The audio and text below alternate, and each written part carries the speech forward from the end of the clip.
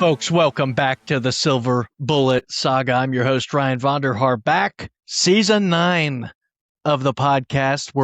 Cannot wait to get this season started here in the 2026 Ohio State football campaign. I'm joined now, as always, by my co-host, Adam Vonderhaar. Adam, how we doing? Ryan, I'm doing good. And as much as I wish we were back out floating at Norris Lake like the last podcast, it is nice to be in front of a computer and with a little bit more of a prep sheet and everything. God bless the great state of Ohio. Can't wait to be We're here. here to work. We're here to work. Exactly. That was vacation. We're goofing off. We're having fun. We're literally floating on a tube in the middle of a lake with a phone suspended on top of the tube with a towel to make sure that the phone doesn't fall into the water as we, like little duckies, kind of Yep. flutter across the water and Folks wouldn't interview. believe it. The house we stayed in at Norris was completely decorated in Tennessee Vols memorabilia. I mean, if they beat us 2 years ago, what's your take? I mean, I laugh. I'm like, this is great. This is fantastic. This is Ohio Stadium South, is what I was calling the house. You know, they were doing Neyland North when they were up for the game. That went how it went. I appreciate seeing pictures of Blue Tech Hounds. There was a couple of those, so all good here. Old Smoky Well, for smoky. Tennessee. It does make you think, like, sliding doors moment. The championship doesn't happen. We lose to Tennessee that game. Is Ryan Day even the coach today? We don't know. We don't live in that world. We get to live in the world that we're in, right? Which is reality. But I do wonder, in that house, they had that game. They had a big canvas photo of that really classic game. I think that was Hendon Hooker's year, where Tennessee beat Alabama 52-49, like that walk off. I think it you was know, the 23 field goal. season, I That think. sounds right. A couple of years ago, before Nico, before this kind of, We most had recent. Grandpa Lynn, Dad. We were all listening on the radio and the combines and the tractors for that game. Does Ohio State hate Alabama? Well, we were all listening intently for Tennessee to get that one done, so you'd be the judge of that. Much to the chagrin of our cousins on vacation, right? A lot of them Alabama fans. They thought we did it on purpose, booking this house that was rubbing into the Alabama win on them. But Adam, we're not here to talk about Tennessee or Alabama. We're here to talk about the Buckeyes. And Love with it. that, we're rolling in to season 9 of the Silver Bullet Saga. Today, we're going to go through a handful of bullet points of off-season topics, some updates for the program, some storylines around college football right now. And then we're going to conclude today's show going game by game, working through the schedule. Adam and I are going to do a win-loss prediction going week by week, and then we'll kind of take a look at the end of the season and see how we did on our win-loss predictions. I will say, in the past, we are overly optimistic Buckeye fans, and it's hard for us to pick losses. I think you and I are at least going to each pick a loss today as we go through. I wasn't going to because I'm the an schedule. actual Ohio State fan, but because of you bringing this up, I think we both have to at least pick one loss. We each have to pick at least one. Okay, Yep, we'll I set think that's that fair. parameter going. Even though into, I think we'll be undefeated and win 17 games or whatever it is. as we'll get to later on in the show, it's a hard schedule this year. The Buckeyes take one of the strongest strength of schedule predictions kind of going into this season based off of where these teams were last year. But we've got time for that later in the episode. The first thing that I want to talk about today, this brand new trend. Back in the day, Adam, back when you and I were growing up, right? I didn't even consider this as an option. Ohio State football players, it's like, that's the greatest thing in the world. Not only are you not paid, it's an honor, to walk on campus, to have a scholarship, to go to Ohio State, to play As a football. kid, I always thought, man, just to be good enough at a sport that you could go to college for free. Can you imagine? What an incredible thing that would be, and how far the true heroes of college football, all college sports really, how far the line has moved. Not Just only do totally you get to go changed. for free, we're gonna cut a fat check for you. So now, not only, right, that's the world that we live in right now. We're getting compensated. We're getting compensated extremely handsomely, especially at a program like Ohio State. If you're one of our best players, you're probably making multi-million dollars a year, which is a crazy thing to think about, when we think back about 20 years ago. But Adam, the line continues to be pushed. And the most recent development of that line being pushed was last week when a story broke that a tight end that was selected, that went through training camp with the Cleveland Browns, has decided, no, I'm no longer interested in playing for the Browns, which we can all relate to that. That's He not got the to issue. Cleveland. He said, "Get me out of here." This place sucks. I got to go somewhere else. I got to go anywhere else. He spent his last college season at Ole Miss playing for Lane Kiffin. He ends up going through the Browns training camp. Believe he made the team. Like it was news to the Browns this week that that he wasn't going to be there anymore. And Lane Kiffin gives this press conference. And by the way, Lane Kiffin, now the coach at LSU, as we all remember how last season ended. Not only is this player is going to go back to college, he's going to follow his college coach to his new institution at LSU as you Lane. Whiteboard to explain exactly the path this guy's taken. Very 100%. few times has a guy gone Browns back to college. It's actually the first time. Ole Miss, Browns, transfer portal, LSU. I mean, a very rival unique SEC team. Yeah, true. Even a rival to your alma mater.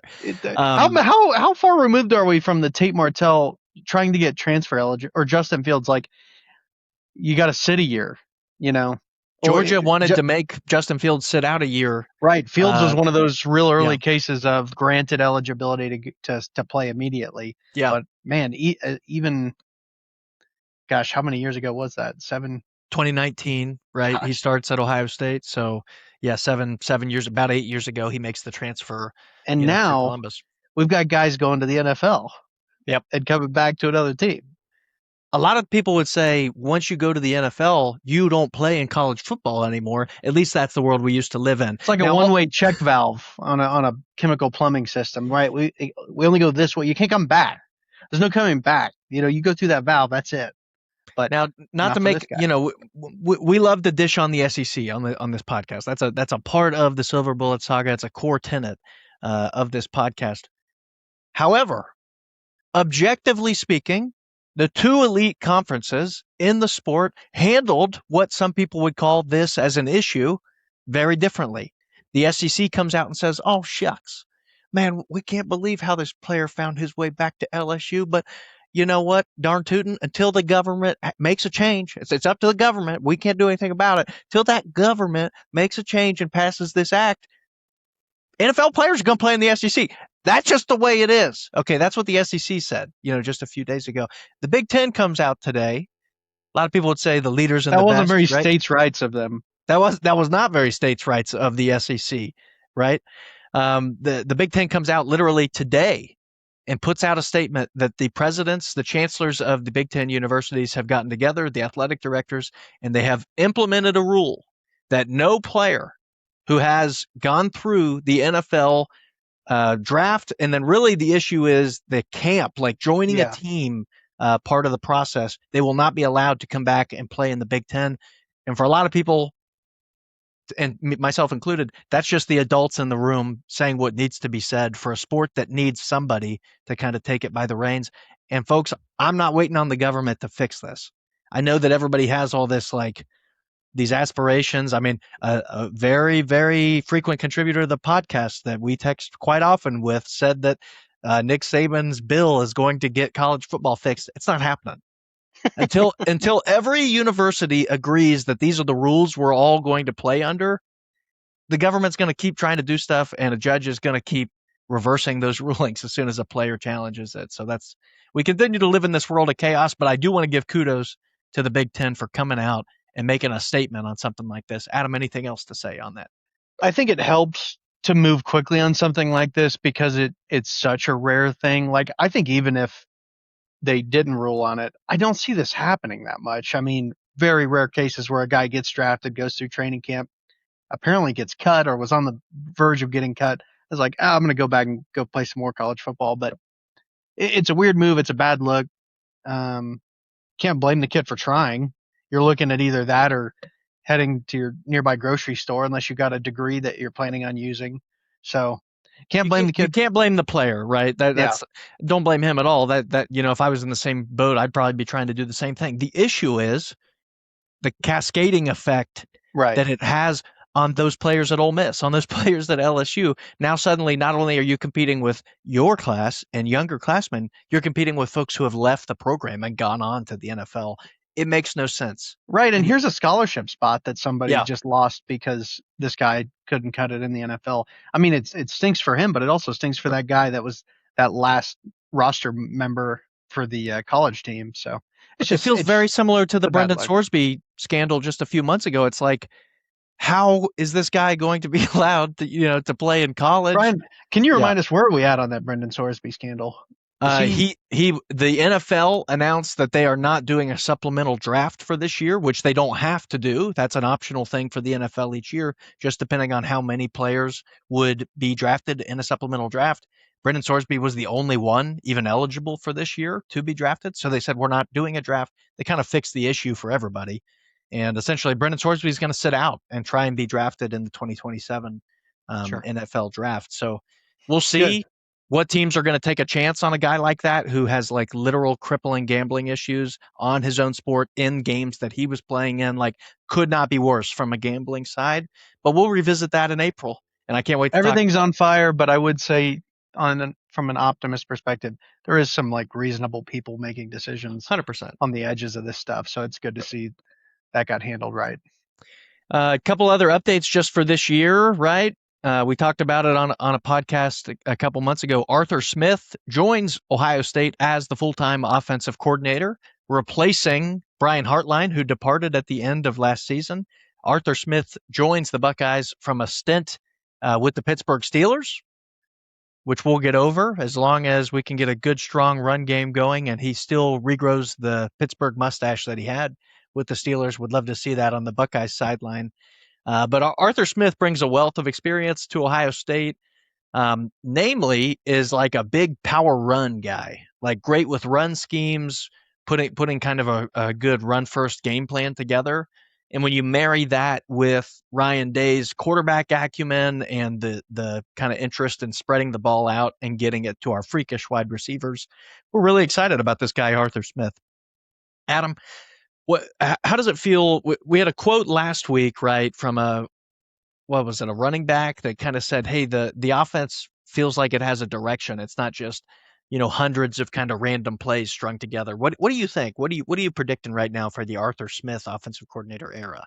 Yeah, I mean, we don't need to look backward too much, but I think it is important to remember exactly how last season ended, and not to put all the blame on Brian Hartline, but it did kind of feel like after that job announcement to South Florida happened, the offense, it felt like it took a step back. That maybe we're not completely focused on a game plan for the Indiana game and then the Miami game to follow, especially like in-game preparedness, like pivoting to what the defense is giving you. I didn't see it.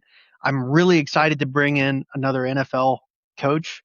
We saw that on the defense. A major step was taken. I mean, we thought we had it good under Jim Knowles, and then you see what happens last year, and I'm hoping to see something very similar on offense. Just a seasoned vet, a guy that just a football guy with a plan, with a lot of experience. I think it's a great hire, and really excited to see it.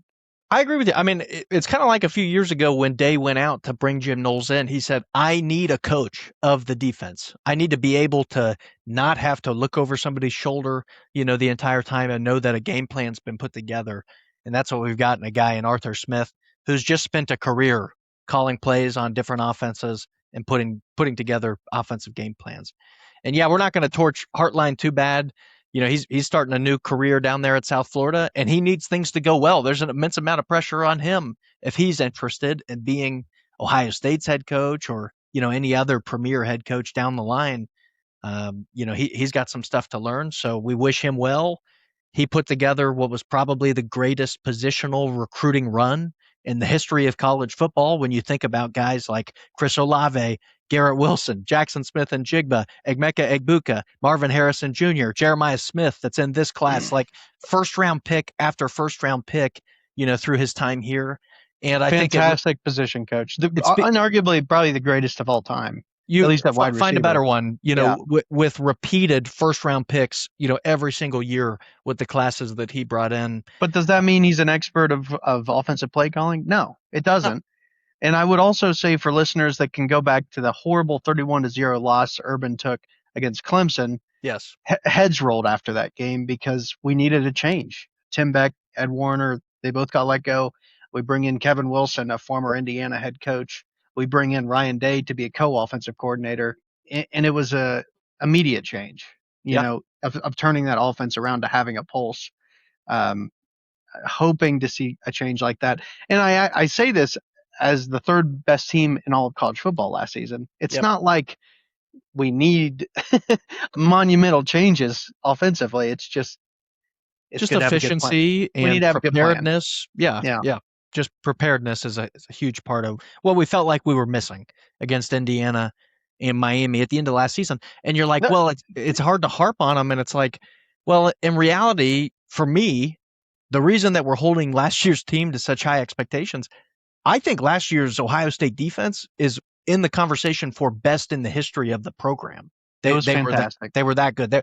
You were tuning into those games to watch the defense and to watch Jeremiah Smith make, It was almost you know, like the offense, like we didn't see the issues that were there because of how good the defense was for most of the season. It was like, yeah.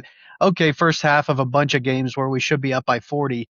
It's in the ballpark because the offense is just puttering out a lot. So You think back to the Illinois game, yeah, you and I were both there. Like, what a sluggish, weird kind of game. Like even getting into into the end of the first half, it's like within a score, and the defense smothers Illinois, and that strip sack on their side of the field, and suddenly you look up and the scoreboard's like, oh, okay, like it's not too close of a game. But there was a handful of games like that where it's just like, hey, the offense isn't getting in a rhythm. You yeah, mix that with Coach Day's desire, like open desire last year, to play as few amount of plays as we can through the yeah. season. Really slow, really methodical coming up to the line, which saved the bodies, to the end of the year. But when we But need points, yes, can you we flick don't that we switch? don't know how to we didn't know how to flip the switch and go Yeah, into turbo mode, which is Miami was winnable into the fourth quarter if yeah. we were perfect. And we just weren't perfect on offense, so it couldn't be done. Arthur Smith. Indiana was too. I mean, if we want to talk about it Yeah, like I that, mean they both were extremely. We say this as people looking to just get that last couple percentage of perfection. I mean, the offense was still very good. It just wasn't enough for two very yep. good teams at the end of the season. And I was just thinking about all the 12 personnel we ran. We're bringing in tight ends when we're in the red zone last season, and from comments from Day this week saying how much deeper we are at wide receiver this year compared to where we were last year has me thinking, oh, this wasn't just some It's out of philosophy of necessity. that. Yeah, it was because our wide receiver depth wasn't there at all. So I think that's what led to it more than anything. Because a lot of folks remember the end of the Indiana game. Here we are trying to target a tight end in the end zone. Was it Bennett Just Christian that we went to at the end? I forget who it was. Yeah. it might have been. It's And it, just and it was like, those little how things. was this the play? Yeah. How at the end with the season on the line, how are we going tight end when I mean, nothing against them. It's just you got Jeremiah Smith on And this I think team. he's going to have a big year this year as we talk about tight Yeah, ends. Like it's not a there's him a thing. lot. I say all Well, this to say I'm Adam, very excited for a new hire. I think this brings us to the next conversation, talking about those last two games at the end of the year, which are the transfers that are coming in to join this year's team. And normally you wouldn't start with a position like this on a transfer, but man, this is probably the most sought after kicker transfer that Ohio State has had in the last decade. We bring in Connor Hawkins. He was a 2-year starter down at Baylor. He's 18 for 22 on his field goals, has a 54-yarder career long, a guy who has made kicks when it matters, when everything's on the line. We know our guy last year, Fielding. If there's nothing on the line and we just need to throw a few points up on the board, he's probably going to make it. He's a solid kicker. When you have to have it, when it's life and death, you lose the game if you miss the kick. He just showed he couldn't do it. And it's an unfortunate thing. He had, I want to give him a little bit of credit, not torching him toward the end. He made a huge kick against Notre Dame later in that game. It wasn't extremely deep, to win the championship, but he did put that in, and we had to have it. We ended up having to have it in that game. So anyway, Connor Hawkins, ideally your new starting kicker for the Buckeyes. And with that, Adam, I just want to kind of run through the transfer list and kind of introduce some names for folks. We talked about it on the Lake recording, but everybody's really excited about the new safety, Earl Little Jr., coming in from Florida State. Um, they really right now believe he's going to be the starter and one of the leaders on the defense. He was second team All ACC last year, had 76 tackles. They think he could play either strong or free safety. Super excited about that. Another safety, Terry, 76 tackles. 76 tackles. He was the eraser. That was a bad for, defense. Yeah. Well, that was a bad defense that beat the snot out of Alabama at the beginning of last year's season. So an up and down year, you would say, for Florida State. But a big bounce back, from the last couple of years that they've had. The other safety, Terry Moore from Duke. They think they think they're going to have three safeties kind of rotate through. So he's going to get some starting time. He missed all of last year's season with a torn ACL. So you're like, oh, this guy at Duke, well, he didn't play last year. They really like the tape that he's put down. They think he's going to play. From Luke Fickell's squad out in Wisconsin, we bring in Christian Allegro how I'm going to call it. Started a bunch of games for Wisconsin last year. They see him as kind of a 3 linebacker rotation. And, just for the folks listening, we're replacing 2 linebackers, 2 real beasts last year. Sonny Styles, All-American Buckeye, and then Arvell Reese, who's going to be one of the most dangerous players for the Giants, this season. We have to replace both of those guys. They believe it's going to be Peyton Pierce, Riley Pettijohn, who have both come up through the program, recruited by James Laurinaitis. I think they're both from Texas, uniquely enough, so kind of a cool recruiting story. And then this guy, Christian Allegro from Wisconsin, they think those 3 guys are going to mix in to play linebacker. Story from Alabama. We steal 2 of Alabama's starting defensive linemen from last season. One is the big guy, James Smith, defensive tackle. He's going to start. He's a former 5-star player. He had 6.5 tackles for a loss last season. He was really one of the anchoring points of Alabama's defensive line. They see him starting. His story this offseason was, I wasn't sure where I wanted to go, but I needed to go somewhere where I could make an impact. Who's he call up? His freshman year buddy, Caleb Downs. And Caleb Downs says there's only one place to go, James Smith. And then his buddy, Qua Russaw, I don't know how to say his name. It's Q-U-A. We'll figure it out. Yeah, R-U-S-S-A-W. And they're really excited about him because he's like a lighter defensive end, kind of this position that Ohio State's tried to recruit the last 6 years, but haven't been able to get folks to commit because of the style of defense that's played at Ohio State. This is like you might think of like Micah Parsons in the NFL. That he's a little big to be a linebacker, but a little small to be a defensive end. He's going to move around the line and really be a blitzer, a guy that's going to go after the quarterback. So 2 starters from Alabama joining this year's defensive line. And then one of the more unique transfers, Kyle Parker, wide receiver from LSU. You might remember a few months ago after Brian Hartline left, we hired LSU's wide receiver coach. Well, who comes with him? This guy, Kyle Parker. He's going to be competing with Devin McEwen and Chris Henry Jr., kind of for that 3rd wide receiver spot on the offense. So those are the transfers. I think a lot of guys are going to come in and make an impact. We're really excited about it. Adam, do you want to start taking us through the captains? All the captains got named this week. Do you have them up in front of you? And I'll just kind of chime in where you want me to. But top of the list there. Oh, yeah. Yep. Well, the big one, and I think Twitter was kind of weird about it this week if he was going to get it or not, but Jeremiah Smith, best player on the field, gets named captain. Big list of captains. Ryan, do you know historically, how many are usually given out? Is this pretty typical for Ohio State? I mean, 2, 4, 6, last 7? Last year, I think we cut it down to 4 or 5. Day has had kind of a myriad of different, and he always blames it on he puts it on the players, right? The captains are decided based off of a player vote. There's a certain threshold the player has to receive in order to get the status of captain. So anyway, back to that, Adam. Yeah, we're rolling with about Jeremiah 7. Smith. I like it. I mean, in my opinion, your star wide receiver does not necessarily have to be a captain. You think of the headstrong guys that make it to the NFL, fantastic guys, a little bit of diva mentality sometimes. Yep. Chad Johnson, if you think back. Yep. It's good to see Jeremiah Smith, the guys around him at least voting to say, yeah, this is one of the leaders in the locker room. And I don't say that to mean he is a diva. It's just you could see it going that way. A guy that talent, whereas give me the ball. You'd think he would be. I mean, Yeah, I would say that's a testament to Jeremiah Smith and freshman year, him receiving the Iron Buckeye Award, as a young player, which they give to the guy that's working the hardest in the weight room, in the yeah, off season. I think, and just watching him on the field, right? He's not that. He's not that diva receiver player.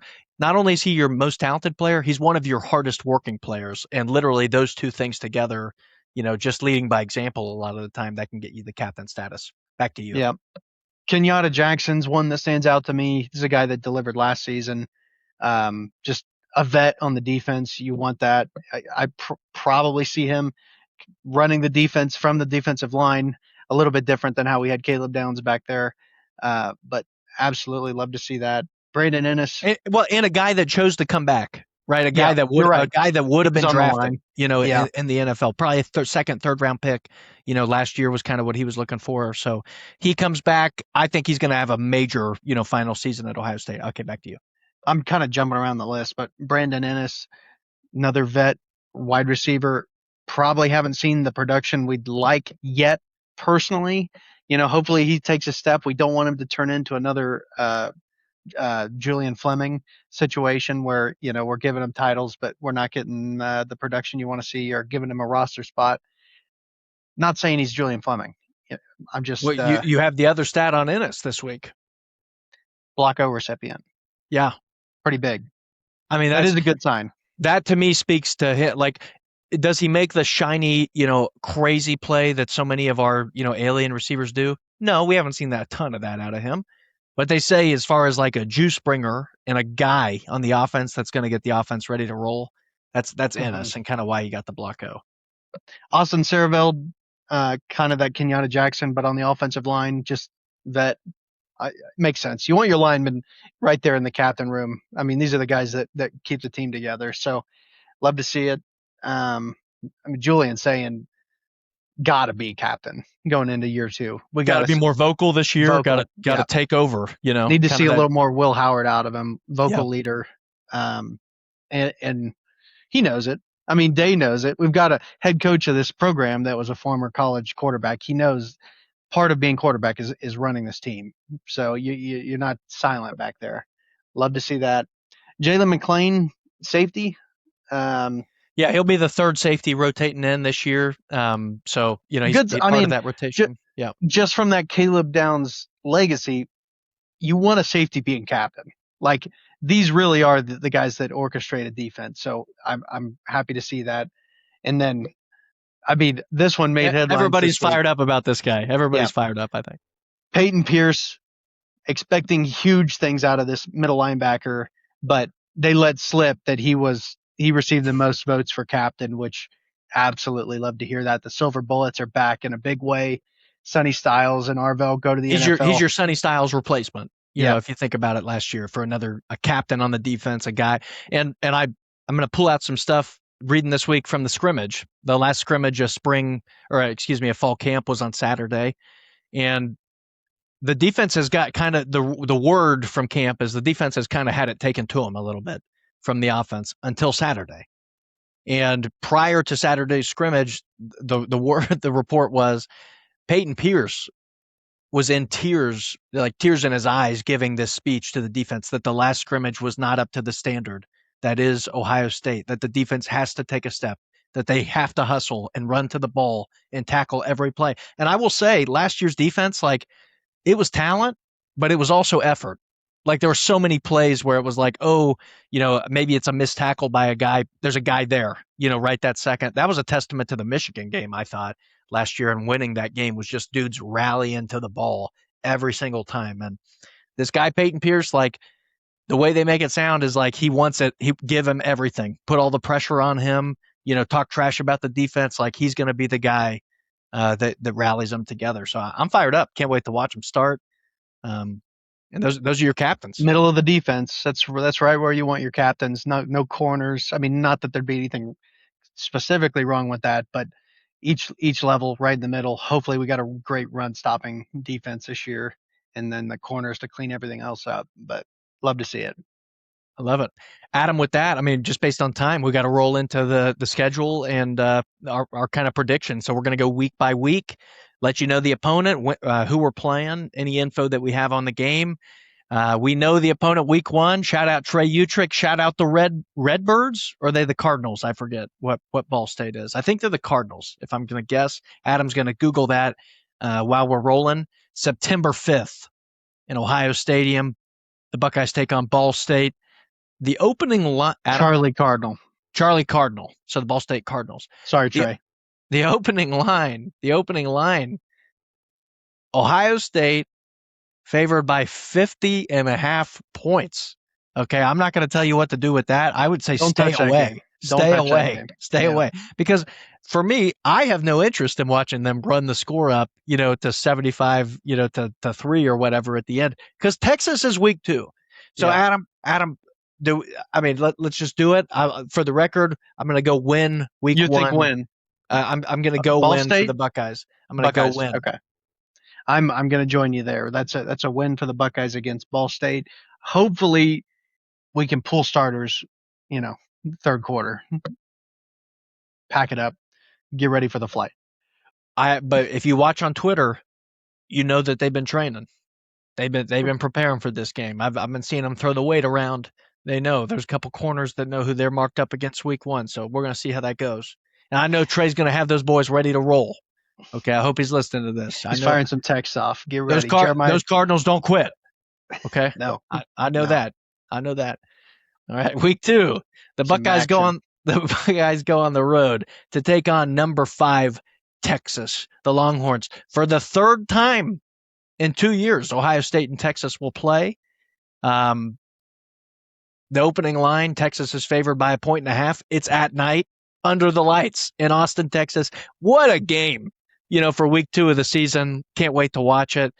Adam, as we talk about, tests, this is one of the big ones. A lot of people have this ranked as the hardest game on Ohio State's schedule this year. I'll let you go first for this one. Win-loss versus Texas. Man, I'm sick to my stomach on this, that I have to pick a loss on the schedule, because I'm like, do I just get it out of the way? This is a tough game, folks. This is a tough environment on the road. I mean, I think back to a few years ago, LSU, Texas, week 2 at Texas, and it seems like it's always a crazy game under the lights in an early SEC environment. The Dogs took it to them last year. That's one, in a similar environment, but no, give me the Bucks. Bucks, okay. Bucks are getting this done. Defense, offense, should be a clobbering. We're gonna win by a touchdown. I'm gonna go loss. I'm gonna throw a loss on the schedule. I think that's fair, because I looked past this and I don't even know which one. I'm gonna pick. There's another one. There's another one that I think we're gonna get to here in a second. But yeah, I'm gonna go loss because we can lose this game. We can lose this game. Of all the games that we could lose, this would probably be higher on the list for me. We've beaten Texas twice the last 2 years. Out of conference, week 2. We're going to play them again. If they are truly one of the best teams in the country, we're going to see them in the playoff. This is at their place. If I'm picking a loss, this is probably the healthiest loss on this regular season because of what's coming. You don't want to fall off later in the season. But immediately back home the next week, Adam. Kent State, Adam. Kent State. Little action under the lights. The flashes, right? This will probably be our only night game all season. Will be Kent State. Yeah. We'll skip this. This is dubbed up, right? Unless you got anything. Let's see. One more game there to end out September. We're home against Illinois. Brett Bielema's had the Illini looking great the last few years. They're going to be solid again, but for me, this is a dub for Ohio State to open up conference play. Yep. Okay. And then, Adam, one that you and I have a little bit of trauma with, heading out to Iowa City to take on number 22, Iowa, in week 5 on October 3rd. Iowa's going to be solid. Iowa's schedule where this game comes against their Iowa State matchup. Iowa football schedule. I think Iowa State's like week 2 for them most years. Like they play it pretty quick out of the jump. Yep, they play on the 12th, so this will be 2 weeks after that. Okay. Who do they have the week before? Oh, they play Michigan the week before. That's great for us. Yeah. That's really, really good for us. I'm putting a win down against Iowa. Yeah, I am too. Okay. Week 6, home again, taking on the Maryland Terps. Maryland Terps aren't the Maryland Terps of a few years ago when it was like, hey, this is a punchy team.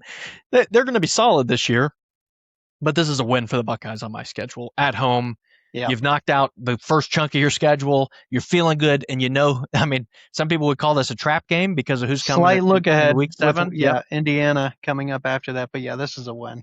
Day's not losing to Maryland. There's enough bad blood there from a few years ago that he's going to have the boys ready to go. And Adam, it takes us to what I think. Well, I mean, there's no way to say it because we have more tests to go, but this is a top 3, top 4 test on the schedule as Ohio State goes on the road for their rematch after losing to Indiana for the first time in 50 years. As a program, Ohio State on October 17th will travel to Bloomington. The opening line is Indiana, favored by 1.5. Adam, what are the boys going to do against Signetti? I hate it, but I think this is our loss on the road. This is our one loss of the regular season, and I think it sets up a great rematch, just like Oregon a couple of years ago on the national championship run. I think we come up just short. Probably a bad bounce, bad fumble, something weird happens. That stadium's going to be absolutely insane. This is probably the game of the season. Unbelievable game. Unbelievable game. I hope they put it under the lights. There's no time yet for it, but we'll see. Gonna have to see how this transfer quarterback works out for Signetti, but you got to think he's going to have him prepared. They say he's great. They said he led the sport in drops last year. I forget where he transferred in from, but his receivers had a ton of drops. He's obviously in a better situation there. He also had a lot of turnovers. Signetti's not going to live with that, so we'll see how he plays, in this offense. But I'm going win. I'm going Day's got the boys ready to go. A lot of those boys played in that loss last year in the Big Ten Championship, and they've been feeling it, since then. You probably, if you're in the locker room, you feel like you're the reason Indiana won their first championship, in 100 years, or ever, right, in the history of the program. So we'll see. I think it'll be a close game. I'm going to say the Buckeyes get it done in Bloomington. Bye week, the week of the 24th. Hopefully your friends scheduled their wedding for then. We're back in action on October 31st for Halloween in Los Angeles against the number 14th ranked USC Trojans, a team that benefits from a lot of hype almost every year.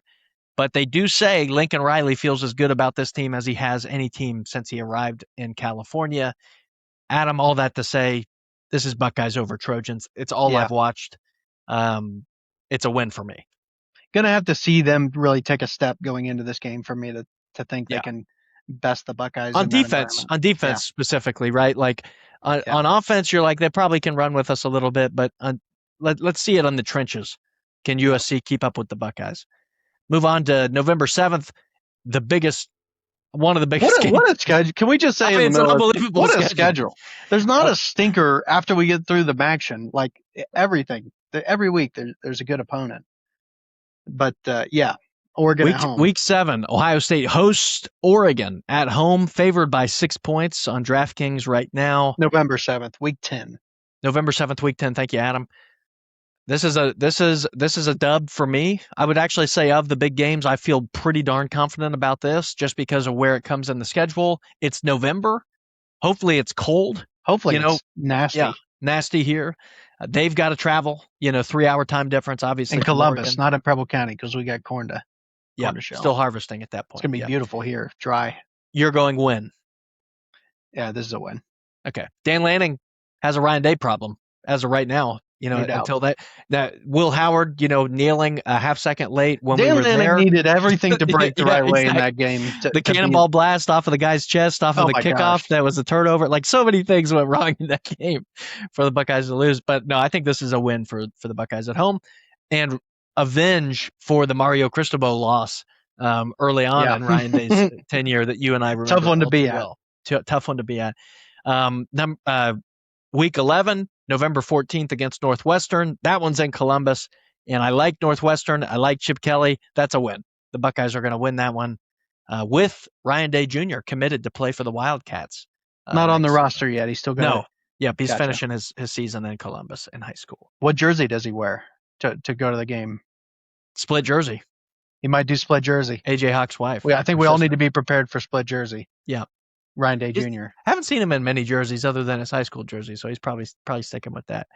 He probably has a game to play. Yeah, true. He might not be there. Sneaky road game this season. A trip out to Lincoln, Nebraska to play the Cornhuskers. They're probably going to throw that one at night if we know trips out to Lincoln. Sneaky because it falls the week before the game. At the end of the landmines season. all over the schedule. There's tons of places you could point to for a loss.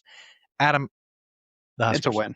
Yeah, it could be dirty. It might be gross. It might just be by a few points. It might be down to the last play. Yeah. I've seen Matt Rule take a lot of games down to the wire. Was that 2 years ago when they played us at home? Was that 2 years ago or was that last year? When it was like, we've lost this game. It was 2 years ago. We've lost this game. Yeah. And they kind of pulled it out right there at the end. And then, Adam, the rivalry game. Coach Day's chance to bring his deficit to 1 with a win this year. With a win, he'd be 3-4 in the rivalry game. Against Michigan, and Kyle Whittingham, the most likable coach Michigan's had in 2 decades, at the helm up there in Ann Arbor. The Buckeyes open as 14-point favorites. I'm taking the Buckeyes. No suspense to it. I think we've got the monkey off our back, but the flip side would be, was Sharon Moore's program in such disarray that we beat a JV squad, last year under the snow? I don't think that's the case. I also don't think Bryce Underwood takes that big of a step. We'll see if he proves me wrong. Adam, win or loss? Win, but 14-point line right now. Not that you're taking Michigan, but this is going to be a closer game. Fine line to take, right? Yep. So you and I have the same record for the Buckeyes, 12-1 to finish the season. Different losses throughout the season, but if that is the record at the end of this year, I'm thrilled. It's one of the better records in our history of fandom, just because of the strength of the schedule this year. And you would say that they have by far the strongest schedule in the country if they had to play Ohio State. That's the only difference. They don't have to play Ohio State. Texas does. So a lot of folks give the nod to Texas for hardest schedule this year. We'll see. As far as another prediction, I think the Buckeyes can lose definitely 2. If they lost 3, they would be borderline getting into the playoff, but they definitely have room to lose 2 of these games. So if you're a panicked fan listening to how many hard games the Bucks have, let's wait till we're in crisis mode to have to panic toward the end of the year. Adam, anything else? We went long today. Great episode, good energy, stuff for the folks at home before we tune out. I'm always like, man, it's so long till football season. Then it kind of sneaks up on you. We're almost there, September 5th. It's here. So can't wait. Love it. Going to be awesome. Going to be a great year. Can't wait to watch Julian Sane and Jeremiah do their thing, as well as this vaunted Buckeye defense. For Adam, for the folks at home, for the millions listening around the world, I just love to take this second to thank you for tuning in to the Silver Bullet Buckeye.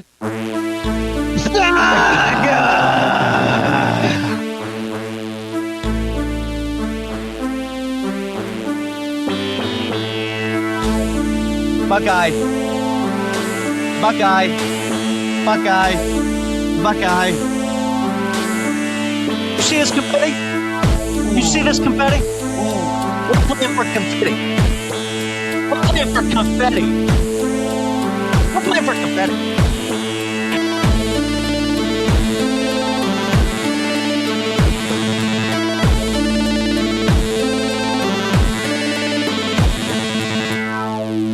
Go Bucks.